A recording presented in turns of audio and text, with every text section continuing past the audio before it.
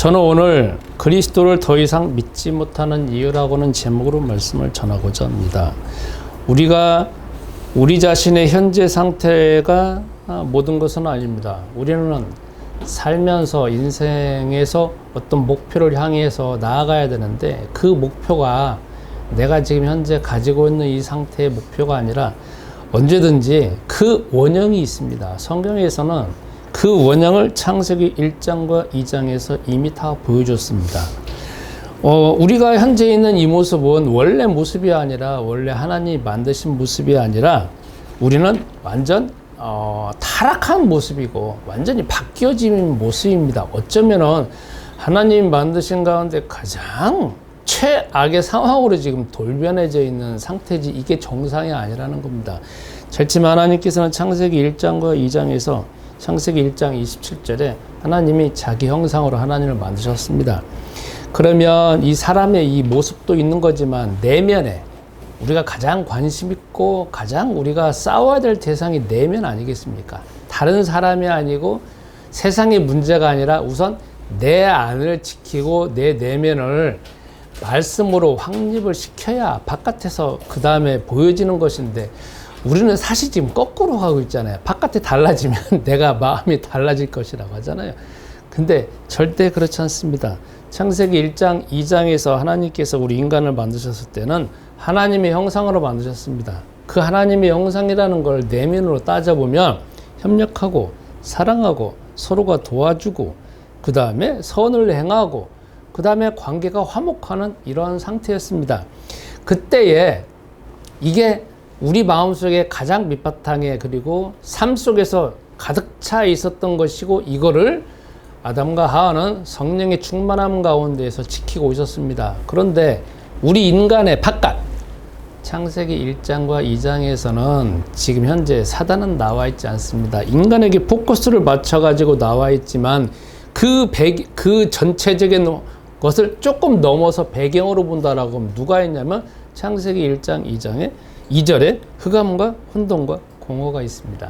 그러면 바깥에는 뭐가 있었느냐? 분열. 그 다음에 자기 자신이 신이다. 자기가 하나님과 같이 되어져 있다. 그리고 갈등, 싸움, 이간질, 자랑, 죽음이라는 것이 바깥에 있었습니다. 그거의 원료가 되어지는 존재가 누구냐? 성경에 창세기 3장 1절부터 5절에 사단과 마귀입니다. 사단과 마귀는 요한복음 8장 44절에 나오지 않습니까? 저는 처음부터 살인한 자라고 나오잖아요. 살인한 자라는 거는 결과를 말하는 거잖아요. 그러면 그의 삶은 뭐냐면 다 살인하는 걸로 나아간다는 거죠. 살인한다는 건 사람을 죽이는 거잖아요. 그럼 죽이려고 하면은 그 전 단계가 있는 거 아니겠습니까? 분열시키고 싸움시키고 이간질시키고 서로 전쟁하도록 만들고 결국은 뭐냐면 칼부림 나도록 만들고 이미 마음속에서 살인이 벌어지도록 모든 생각을 다 가져서 행동으로 나타나는 게 살인 아니겠습니까? 그렇기 때문에 바깥에 있었던 살인하는 모든 마음속에 있는 생각이 바깥에 있었는데 창세기 3장 1절부터 5절에 인간이 뱀을 통하여서 뱀을 장악한 사단을 통하여서 싹 다 그걸 그냥 받아들이잖아요. 받아들여서 결국은 인간은 그 다음부터 완전히 지금 현재 여러분과 나와 같은 최악의 인간이 이렇게 되어졌습니다. 그러니까 조금 더 쉽게 표현한다라고 하면 바깥에 있던 살인, 그 다음에 분열, 자기가 신이라고 하는 거, 자기 자신이 최고다라고 하는 거, 갈등과 싸움과 분열, 이간질 그 자체가 이 안에 들어버렸습니다. 그래서 그 다음부터는 인간은 이제 어떤 형태의 삶이냐 요것이 나오고 있는 거지 이 속에 성령 충만이 없으니까 사람을 사랑한다, 사람을 이해한다, 그리고 사람끼리 화목한다는 건 이거 자체가 나올 수가 없는 환경이 되어버린 겁니다. 그래서 여러분 우리가 하나님께서 성경에 나오잖아요. 마태복음 10장 36절에 이미 예수님은 그 상태를 아시고 말씀하시잖아요. 사람의 원수가 바깥에 있는 북한이 아니고 바깥에 있는 대통령이 아니라 네 집안 식구라고 하잖아요. 사람의 원수가. 저도 예전에 이 말이 참 이해가 안 갔습니다. 어떻게 사람의 원수가 집안 식구냐. 저는 사실 제 아내하고 저희 자녀하고 참 화목하게 지냈습니다. 한 100%라고 하면 제 생각으로는, 자녀들은 어떻게 생각할지 모르겠어요. 한 80% 이상은 그냥 화목하게 지냈습니다. 그러니까 20%는 아니었던 부분이 있습니다. 왜냐면 제일 처음에, 뭐, 낳고 난 다음에 제가 철 없었던 때, 그때 사고방식이 있으니까, 그때는 한 20%는 아니었던 것 같아요. 근데 그 이후로 제가 많이 업그레이드 되어지고 난 다음에 그 80%에서 한 85%, 90%, 요 정도까지는 된 것 같아요. 그런데, 그러니까, 마태복음 10장 36절에 내 원수가 집안 식구라고 할 때, 이상하네. 난 내 아내하고 별로 싸워본 적 없고, 지금 이 나이가 되더라도 난 참, 그분을 참 보면은 사랑하는 마음이 드는데, 왜 왼수다고 할까? 이렇게 하는데, 이제 이 말씀이 이제 왜 그러는지 이해가 되기 시작합니다. 그러니까, 창세기 3장 1절에 5절부터 보면은, 인간에게 그런 것이 갈등, 싸움, 분열, 이 살인하는 것이 딱 들어옴으로 인해 가지고 나타나는 현상이 바로 즉각적으로 나타나잖아요. 당장에 창세기 3장 6절 이후부터 보면 아담과 하와가 각자 옷 입잖아. 각자가 가죽 옷이 아니라 그냥 옷으로 가리잖아. 각자가 피하잖아. 그리고 여호와 하나님이 나타나셔가지고 누가 이렇게 했냐라고 할 때 거기에서 드디어 나오잖아요. 어쩌면 창세기 1장과 2장에서는 누가 잘못했냐고 하면 아담과 하와는 내가 잘못했습니다. 내 문제입니다. 라고 말할 거야. 그런데 3장부터 1절부터 5절에 보면은 뭐가 나오냐. 아니, 6절부터 보면은 저 여자 때문에. 그리고 여자는 저 뱀 때문에. 자기는 아무 잘못이 없다는 거야. 저것 때문에 그런다는 거야. 이게, 그다음부터 이제 모든 이제 문제가 생기잖아요. 내 문제는 없고, 저 때문에 그러는 거지. 제가 잘못하고, 제가 전부 잘못했어, 제가 뭐해서 그랬다고 합니다. 여러분, 우리가 이런 것이 지금도 우리 삶에서 너무 비일비재하게 나타나잖아요. 그죠? 제가 그런 걸 너무 봤습니다. 여러분은 저를 잘 알지 못할 겁니다. 심지어는 제 아내로 저의 삶을 잘 알지 못하는 게 참 많을 겁니다. 제가 이상한 이야기지만 기업체 정말 많이 컨설팅을 했습니다. 목사인데 정말 많이 했습니다. 아마 몇백 명 이상 했을 거예요, 아마. 그런데 그분들이 항상 와서 저한테 하는 이야기가 뭐냐면 이게 망했다 이거야. 아니면 지금 회사가 안 돌아간다 이거야. 그래서 모든 사람이 대부분 다 하는 말이 있어. 내가 저 사람이 잘못해서, 저 사람이 나한테 투자 요청해서, 저 사람이 나한테 이상한 정보 줘갖고 해서 지금 현재 이 상태라는 거야. 내가 판단을 잘못했다라고 말하는 사람은 거의 보지를 못했어. 사실 그거 누구 책임이에요? 본인 책임이잖아. 돈 누가 나간 거야? 본인이 나간 거잖아요. 그런데 망했다, 지금 현재 사기당했다, 뭐 했다라고 하는 거는 다 보면은 바깥에 요즘에는 너무 발달돼 있어갖고 다 있잖아요. 거래할 때 계약서 쓰잖아요. 그죠? 그러면 사인은 누가 한 거야? 자기가 한 거잖아.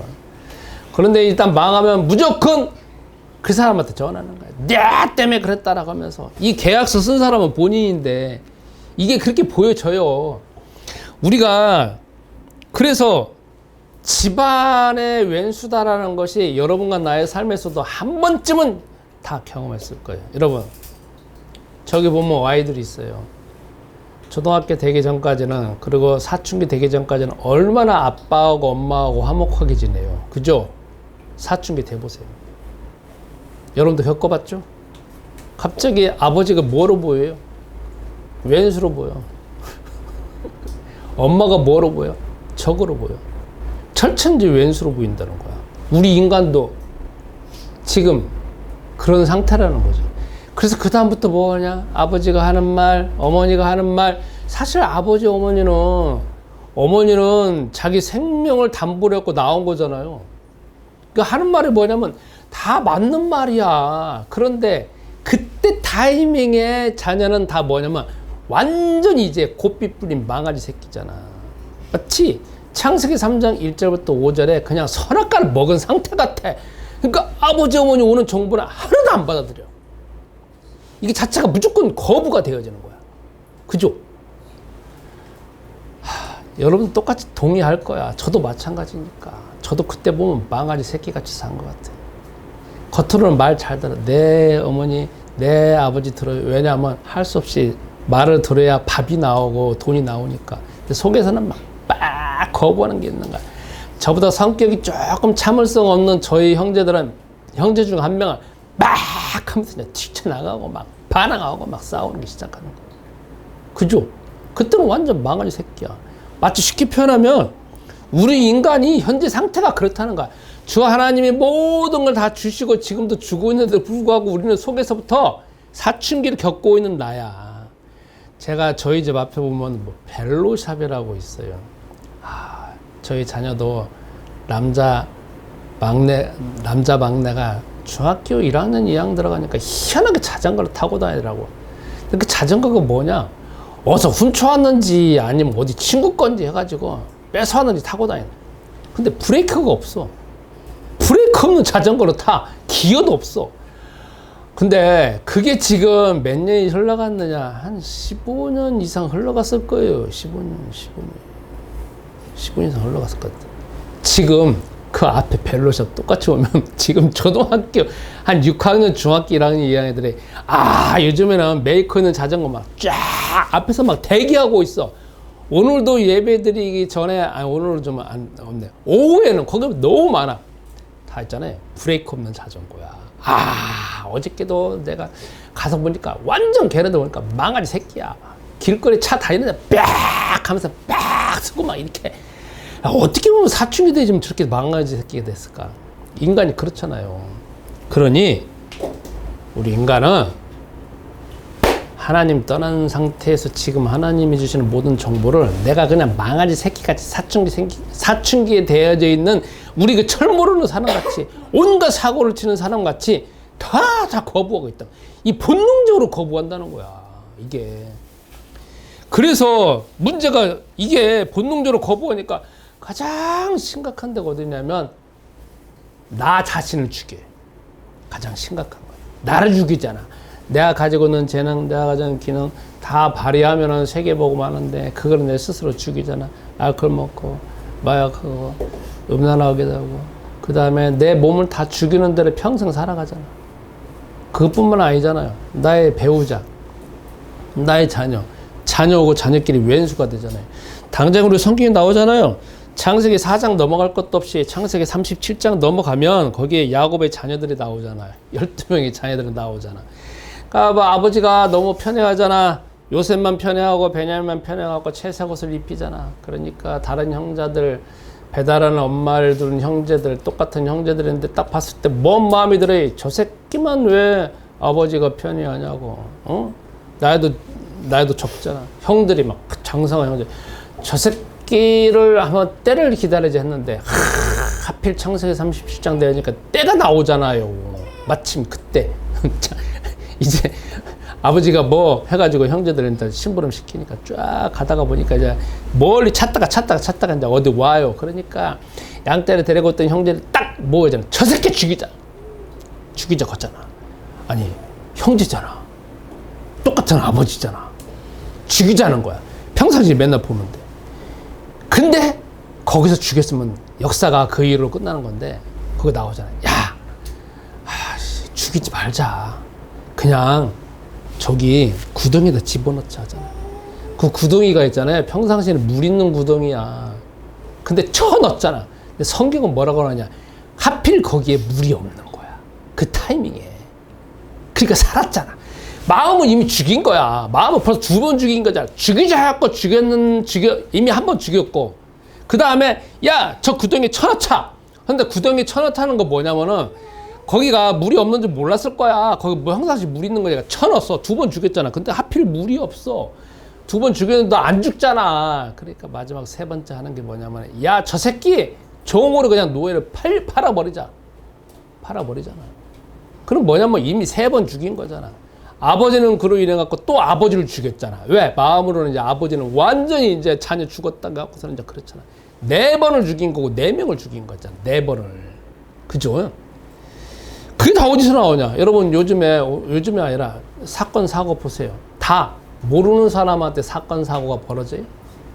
물론 교통사고 보면은 우연히 벌어지는 일이나 그런 것들 보면은 어떤 일들이 일어났고 사람과 사람이 관계된 거지만 우리 대부분 사기, 살인, 그 다음에 뭐 우리가 말하는 뭐 육체적인 피해, 정신적인 피해, 뭐 영적인 다 보면 누구한테 벌어져요? 가족이잖아. 친척, 형제들. 그렇죠. 그러니까 그런 상황이 벌어지는데 주 하나님께서 그 상황을 미리 아시고 주신 이름이 있어요. 저 따라서 하겠습니다. 예수는 그리스도. 예수는 그리스도. 예수는 그리스도. 예수는 그리스도.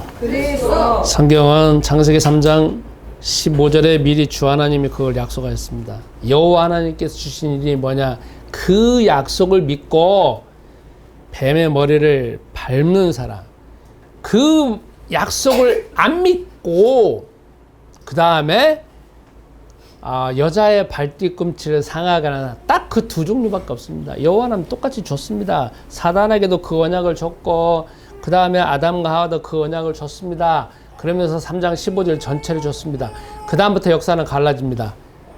그리스도라고는 그 언약을 붙잡고 자기 마음속에서 영적인 싸움을 하는 사람하고 그리스도 언약을 붙잡지 않고 자기 마음대로 그냥 살아가는 사람 두 종류밖에 없다는 겁니다. 그게 구약에서 쭉 흘러갑니다. 그런데 희한하죠. 구약 역사 보면은 맨 전쟁, 기근, 싸움, 그 다음에 죽음이 벌어지잖아요. 여러분 열왕기 상하 보고 사무엘 상하에 보면은 희한한 게 많이 나와요. 뭐냐면 왕의 형제들이 형제 다 죽여버리잖아. 봐요, 안 봐요? 그죠?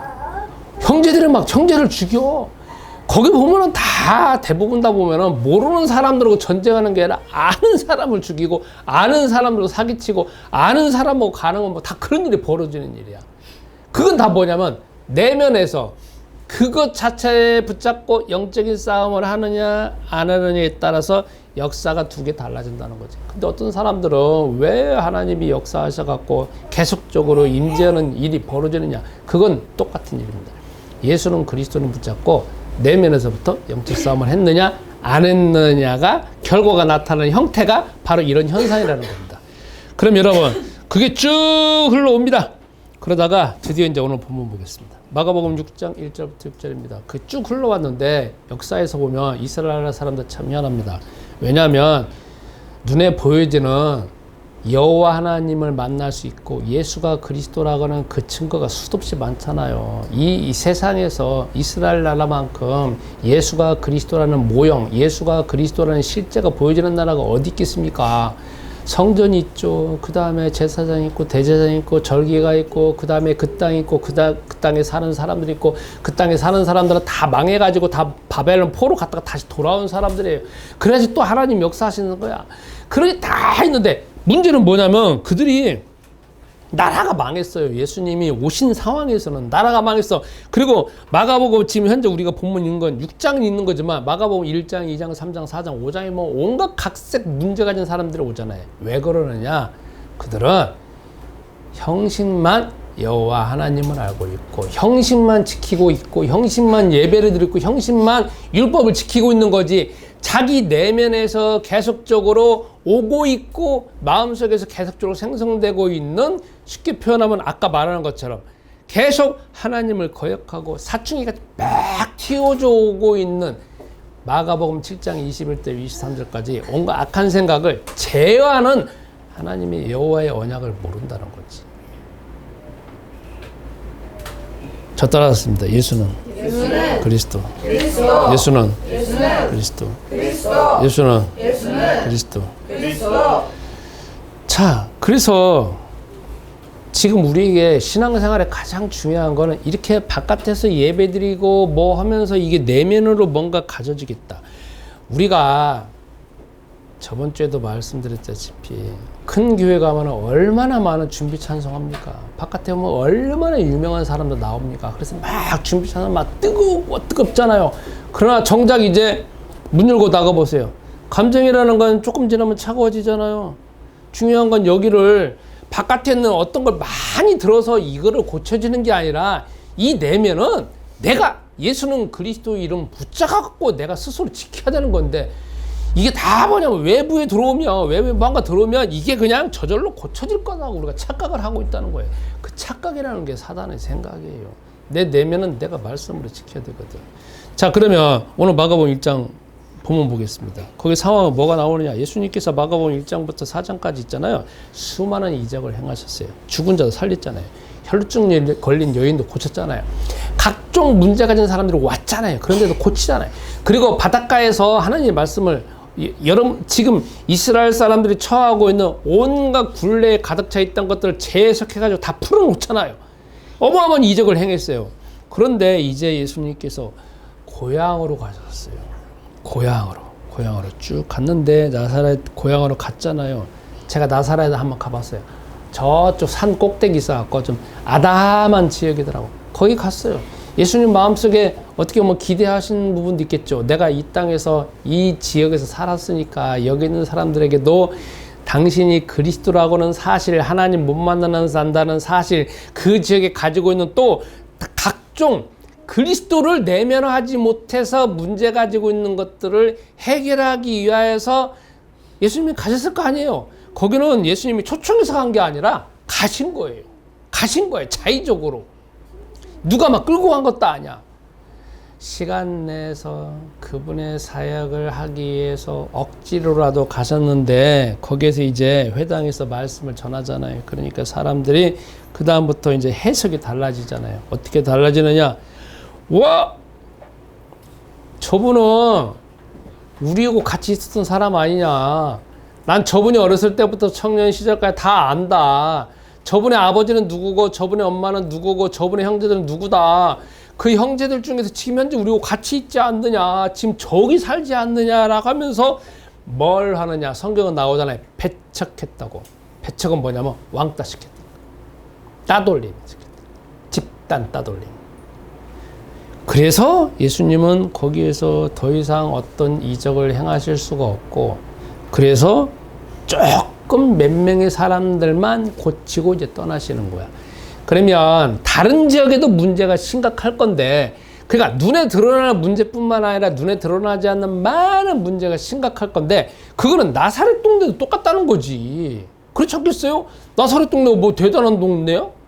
거기 똑같은 것이 있고 똑같은 문제가 있고 그 문제로 인해서 계속적으로 일 건데, 그 사람들은 하나님의 아들이 오셨는데, 그리고 그들이 기다리던 그 그리스도가 오셨는데, 창세기 3장 15절 그 그리스도가 주 예수라는 사실을 만나면 그들이 가지고 있는 문제가 해결되어짐으로 인하여서 아, 저분 진짜 그리스도가 맞구나라는 것이 나올 텐데도 불구하고 그들은 그걸 배척함으로 인하여서 그들에게는 아무런 혜택, 아무런 증거, 아무런 결과도 없이 그냥 끝나버렸습니다. 마가복음 4장 이후부터 보면, 마가복음 16장까지 보면 예수님의 어떤 그 고향 사람들이 치료됐더라, 치유받았더라는 규절이 별로 안 나옵니다. 예수님의 형제들 있잖아요. 심지어는 예수님이 부활하시기 전까지 안 믿었어요. 그러면 형제도 안 믿었으면 그 주변에 있는 사람은 믿었겠냐 이거지. 예수님의 형제 여기 나오잖아요. 시몬도 나오고, 그 다음 나오잖아요. 몇 명. 야곱 나오죠. 야고보, 요새, 시몬, 유다, 그 다음에 자매들까지 있어요. 그런데 이들은 예수님이 부활하실 때까지 안 믿어. 나중에 부활하신 다음에 믿는 사람들이 등장해요. 그게 누구냐면 야고보. 여러분 신약성경에 보면 야고보서 나와요, 안 나와요? 야고보서가 야고보가 쓴 거야. 그도 부활하신 이후에나 변화된 거지, 예수님이 부활하시기 전까지는 아마 내 형제인데 이겁니다. 예수님의 형제 중에서 유다가 있습니다. 유다가 뭐냐면 가룟 유다가 아니라 유다. 우리 뭐 김철수라는 사람의 이름 많잖아요. 그러니까 그때 당시에 예수님 형제 유다도 있어요. 여러분 나중에 성경에 보면 신약성경에 유다서 나와요, 안 나와요? 유다서가 예수님 형제가 쓴 그 유다야. 가룟 유다가 아니라 다른 유다가 아니고. 자, 우리가 또 헷갈리는 게 보면은 야고보서 해갖고 야고보 나오잖아요. 신약성경에 사도행전 보면 야고보가 나와요. 야고보가 막 순교당하잖아요. 그렇죠? 헤롯이 헤롯 딸이 뭐 살림해 갖고 야고보 머리 구하잖아요. 그죠? 아니지? 야고보 머리 구하는 게 아니지. 그거는 요한의 목을 구하지, 그치? 근데 거기 또 나오는 게 뭐 야고보가 순교당했다는 게 나와요. 그 야고보하고 예수님의 형제 야고보고 달라. 그러니까 사도행전 전반기에 나오는 야고보는 누구냐면 예수님의 제자인 야고보지, 예수님의 형제 야고보는 아니라는 거죠. 그러니까 여러분이 좀 헷갈리지 않았으면 좋겠습니다. 자, 그러면 그들이 이제 어쨌든 예수님이 계속 이적을 행하니까 친척도 들릴 거 아니에요. 들리는 게 뭐냐면 긍정적인 정보는 조금밖에 안 들리고 대부분 다 부정적인 정보야. 그게 뭐냐? 바깥에서 들리는 이야기 있잖아요. 카다라는 통신. 야, 귀신의 왕을 힘입어서 행한다. 귀신이 들려서 저렇게 하는 거지. 저 사람은 저렇게 되는 사람이 아니다. 배운 것도 별로 없고 형제들도 구별할 것도 없고 예루살렘 출생도 아니고 나사렛 저 해가지고 목수의 아들인데 저들의 능력 행하는 거는 다 귀신의 왕을 힘입는 거고, 저는 또 완전 뭐 가늠한 여자들 아니면 부정한 사람들만 다니는 부정한 인간이야라는 그런 정보를 받아들여서 결국은 예수님이 그곳에서 객관적으로 행하시는 이적에 대해서 아무런 것도 믿지 않았습니다. 그러면 우리는 이제 이걸 통하여서 몇 가지를 우리가 살펴볼 것이 있습니다. 여러분, 우리가 전도할 때 가장 힘든 대상이 누구냐면 우리 가족입니다. 그죠? 가족입니다. 왜? 나는 쟤 안다 이거야. 난 내 아내 안다 이거야. 그리고 내 아내의 개 같은 성격을 안다 이거지. 나는 내 남편의 개 같은 성격을 알고 머리 잠잘 때 침 질질 흘리고 머리 완전 풀어 행크하고 완전 이렇게 이상한 것을 안다 이거야. 사람은 가정이 자기 자신을 가장 리얼하게 드러나는 데잖아요. 24시간 드러나는 현장이기 때문에. 그러면 저는 침을 질질 흘리면서 안 자나 똑같이 저는 잡니다. 코 골면서 자고 온갖 희한한 품 다 재고 있습니다. 만약에 여기에서 그런 품 재고 있다면 여러분 다 도망갈 겁니다. 그죠? 그런데 왜냐면 다 그러기 때문에 우리는 뭐냐면 사람의 가장 리얼한 모습을 알기 때문에 내가 어느 날 갑자기 예수가 그리스도라는 걸 발견했어요. 내가 어저께는 개판이었는데, 어저께는 완전 알코올 중독자였는데, 어저께는 완전 사람 쓰레기 같은 사람이었는데, 오늘 내가 전도자를 통하여서 누군가를 통하여서 갑자기 내가 진짜 예수가 그리스도예요. 그럼 내가 내 마음을 받을 때 해가지고 갑자기 하루아침 있잖아요. 많은 부분이 달라진 사람이 있어요. 여러분과 나의 삶도 마찬가지잖아요. 어느 순간에 갑자기 달라지잖아요. 어제는 개 같은 사람이었는데 저도 마찬가지였어. 어제는 개 같은 사람이고 온갖 욕을 다 하고 온갖 쓰레기 같은 모습을 보는데 갑자기 오늘 많은 부분이 달라진 거야. 그래서 그걸 이제 간증을 하는 거야. 야, 나 참 많이 달라졌어. 뭐 했어? 하는데 희한한 건 바깥에 있는 사람은 많이 믿는데 달라진 것 가지고 충격을 받는데 제일로 안 달라지고 제일로 거부하고 제일로 반대하는 데가 들고 오고 제일로 끝까지 안 믿는 사람들이 누구냐? 나의 가족이에요. 인정해야 됩니다. 그죠? 인정하시기 바랍니다. 그러면 또 이런 게 있습니다. 내가 가장 피해를 끼치는 사람도 내 가족인 걸 인정해야 됩니다. 내가 가장 피해를 준 사람이 누구냐? 나의 가족인 걸 인정해야 됩니다. 형제들하고. 저도 살면서 가장 피해를 준 사람, 가장 심각한 욕을 한 사람, 가장 육체적인 피해를 준 사람, 경제적인 피해를 준 사람 누구냐? 나의 가족의 형제들이야. 친척들이야. 인정합니다. 그래서 뭘 우리가 살펴볼 수 있는 게 뭐냐면 나의 가족, 나의 배우자, 나의 자녀들이 있는 이 가정이 가장 큰 사단의 전쟁터다. 인정해야 됩니다. 나의 가정은 행복하고 나의 가정은 천국이고 나의 자녀에게 나오는 건 항상 좋은 거 나오고 나의 배우자에게 나오는 항상 좋은 거 나온다. 아니라는 겁니다. 인정할 게 뭐냐? 나의 배우자에게서 나오는 건 나의 자녀에게서 나오는 말들은 모든 것 다 뭐냐? 창세기 3장 1절부터 5절 나오는 게 불평, 불만, 시기, 질투가 나온다는 걸 인정해야 됩니다. 근데 우리는 착각하잖아요. 나의 가정은 스위트홈이다. 나의 가정은 천국이다. 나의 자녀가 나오는 건 항상 좋은 거 나온다. 그게 우리를 속이는 거예요. 그거를 우리가 기준으로 잡으면 문제 해결이 안 된다는 거야. 세상은 그런 식으로 만들잖아. 야, 네 가정은 좋은 데다 막 평안한 데고 막 행복한 데다.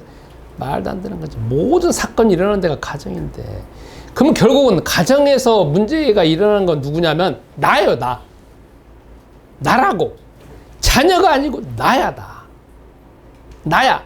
내 속에서 끊임없이 나오는 거는 마가복음 7장 21절부터 23절 순간 나오는 건 악한 생각만 나와요. 온갖. 이걸 우리가 인정을 해야 돼요. 그래서 여러분 저 따라서 하겠습니다. 예수는 그리스도. 예수는 그리스도. 예수는 그리스도. 먼저 나 자신하고 가정에서 영적 싸움 하시기 바랍니다. 가정이 제일로 리얼한 현장이에요. 가정은 아침부터 저녁까지 있는 데잖아요. 회사, 누구 사람 만나는 건 만나기 싫으면 안 만나면 돼. 만나봐야 1시간이나 2시간이잖아. 근데 가정 안에 내 자녀와 같이 있어요. 배우자와 같이 있어요. 벗어날 수가 없잖아요. 도망갈 수도 없잖아. 그거는 24시간 같이 있잖아. 내가 체력이 좋을 때만 있는 게 아니잖아. 체력 안 좋을 때, 기분 나쁠 때, 배고플 때, 짜증날 때 같이 있잖아. 그렇기 때문에 벗어날 수가 없어요. 그래서 우리는 그때 이제 나오고 있는 온갖 불평을 어디다 쏟냐면 여기다 쏟잖아요. 저기다가. 내 자녀에게 쏟든지 내 배우자, 네가 문제야 그랬고 네 새끼가 그러니까 아니라니까요. 모든 쓰레기는 어디서 나오냐? 내 안에서 나오는 거예요. 내 안에서. 그걸 인정을 해야 돼. 그러니까 싸워야 될 대상은 어디냐면 나하고 싸워야 돼. 그래서 나하고 싸워서 예수는 그리스도를 붙잡고 거기에서 기도해서 싸워서 이기는 말이 나와야 돼. 이기는 말. 근데 우리는 뭐냐면 속에 있는 걸 그냥 뱉어버리잖아. 성질 급한 사람은 막 뱉어버리고 조금 성질을 죽이는 사람은 좀 한번 여과시켜갖고 팍 튀어나오든지. 그리고 그리스도로 답 안 나온 사람은 눌렀다가 갑자기 한순간 빡 튀어나오잖아요.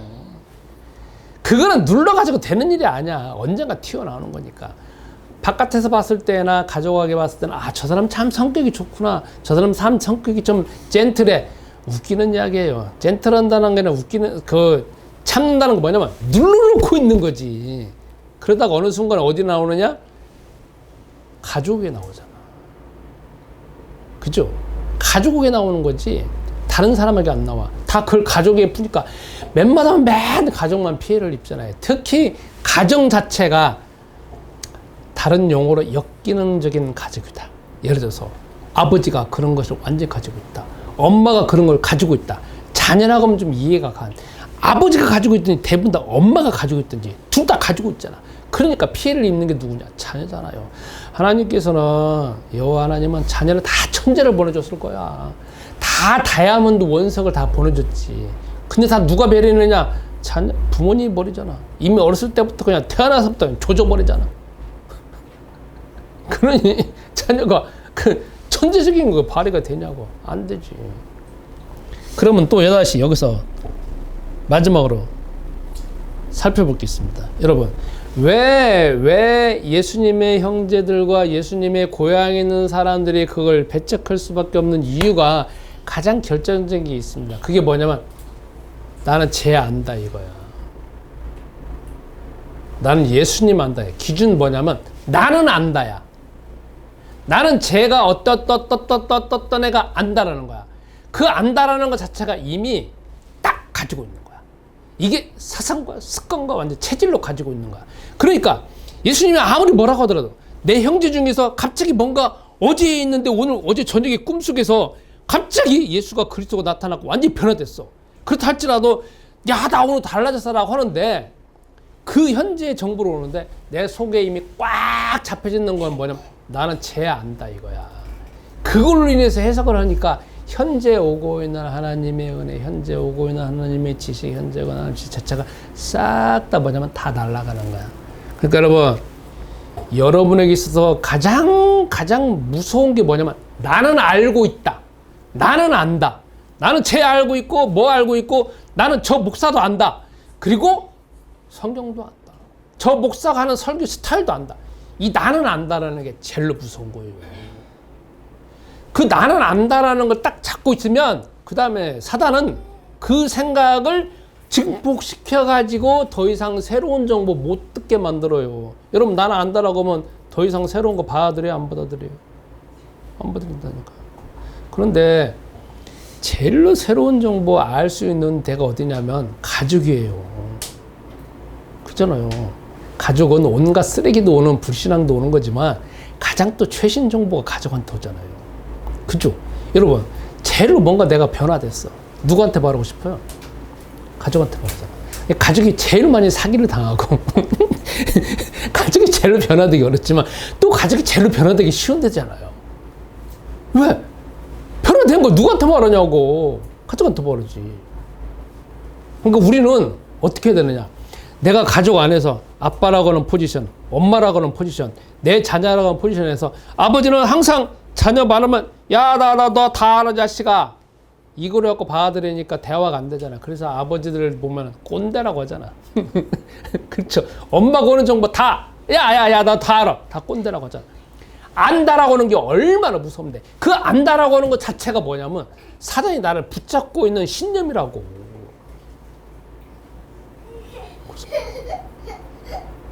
그래서 여러분 지금 똑같잖아. 나 예수는 그리스도 알아. 아니까 더 이상 안 받아들이잖아. 얼마나 무서운 건데. 그래서 오늘 결론 내릴 게 있어요. 나는 안다라고 하는 그 신념 그 자체는 그걸 계속 붙잡고 있는 한 사단의 노릇이다. 그래서 어떻게 바꿔야 돼. 나는 안다가 아니라 나는 오늘 또 새로운 걸 배운다. 나는 이 사람을 통해서 오늘 또 그리스도가 오늘 또 무슨 말씀을 하시니 또 다시 듣는다. 이렇게 해서 마음을 열어놔야 돼. 그래야 조그만 거라도 계속 받아들일 수 있어. 이 말씀을 받는 가운데서 여러분들께서 이번 한 주간도 응답 받으시고 승리하시기 바랍니다. 우리 말씀 붙잡고 1부터 기도하겠습니다.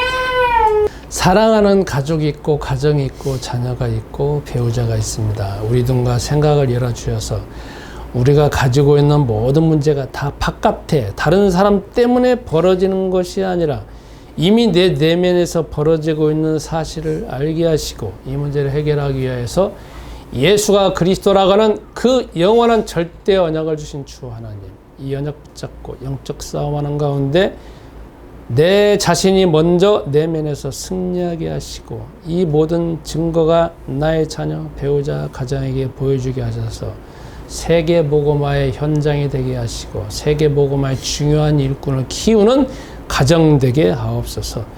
이제는 우리 주 예수 그리스도의 은혜와 아버지 하나님의 무궁하신 사랑하심과 성령님의 교통하심이 말씀 붙잡고 응답받기를 소원하는 주의 모든 사명자들과 내 아내교회 성도님들과 이 시간 온라인으로 예배드리는 모든 분들에게 이제부터 영원토록 함께 있을지어다.